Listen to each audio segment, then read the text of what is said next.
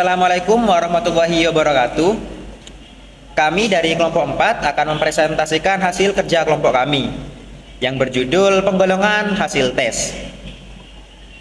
Yang beranggotakan saya sendiri Aldi Aliafi sebagai moderator, Naufal Maulana Holili sebagai ketua kelompok, dan anggotanya Fathul Arifin, Wardania Arum Hotari, dan Siti Zainab Tri Arroda. Tes tertulis dibagi menjadi dua. Yang pertama tes uraian dan tes objektif. Tes uraian merupakan suatu bentuk soal yang harus dijawab atau dipecahkan oleh testi dengan cara mengemukakan pendapatnya secara teratur. Pada tes uraian, testi mempunyai kesempatan yang luas untuk mengemukakan pendapatnya dan analisisnya dalam menjawab persoalan. Tes uraian sering juga disebut sebagai tes subjektif atau tes subjektif tes karena memang jawaban siswa sangat bersifat subjektif yang memungkinkan timbulnya variasi jawaban. Objektif. Tes objektif ialah tes yang telah disusun atau tes yang telah distruktur, sehingga jawaban terhadap soal-soal tersebut sudah dapat ditentukan secara pasti. Contoh tes objektif ini ialah jika siswa diberi soal, itu jawabannya sudah ditentukan benar atau tidak. Baik, saya di sini akan menjelaskan tentang tes lisan.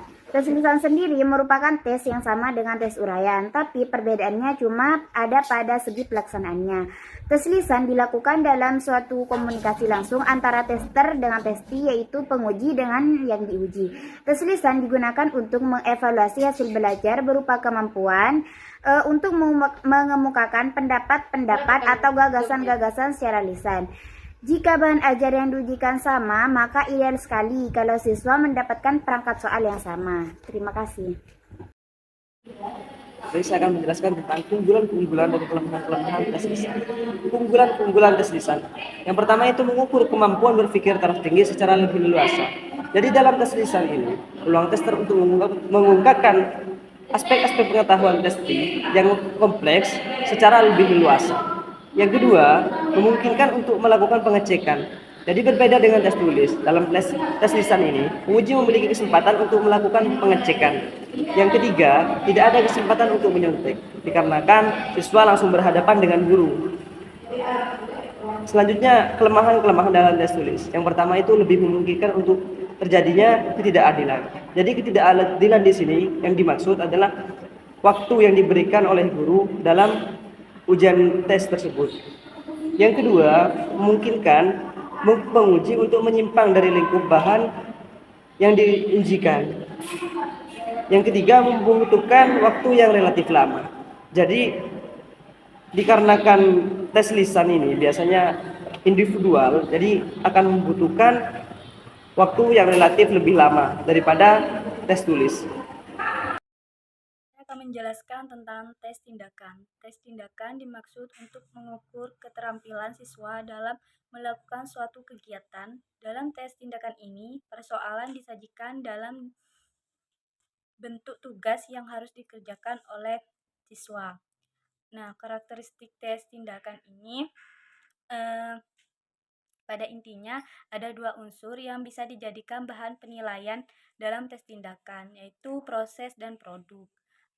Pengukuran proses merujuk kepada pengukuran keterampilan dari kemahiran peserta melakukan suatu kegiatan, sedangkan pengukur produk merujuk pada segi kualitas hasil.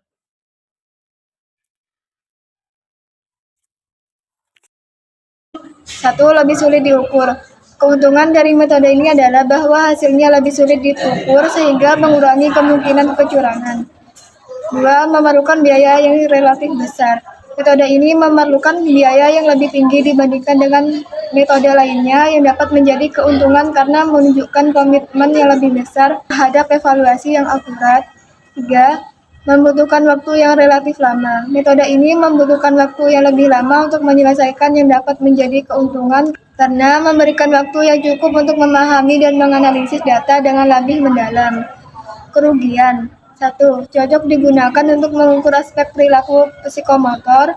Metode ini mungkin kurang efektif dalam mengukur aspek perilaku psikomotor yang dapat menjadi kerugian dalam beberapa situasi.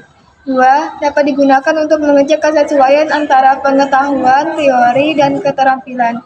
Praktekannya, meskipun ini bisa menjadi keuntungan dalam beberapa situasi, namun dalam beberapa kasus hal ini dapat menjadi kerugian karena dapat menyebabkan kebingungan atau ketidakcocokan teori dan praktik. 3. Tidak ada kesempatan untuk menyontek. Meskipun ini adalah keuntungan dalam banyak kasus, namun dalam beberapa situasi hal ini dapat menjadi kerugian karena dapat menyebabkan tekanan atau stres yang berlebihan pada peserta.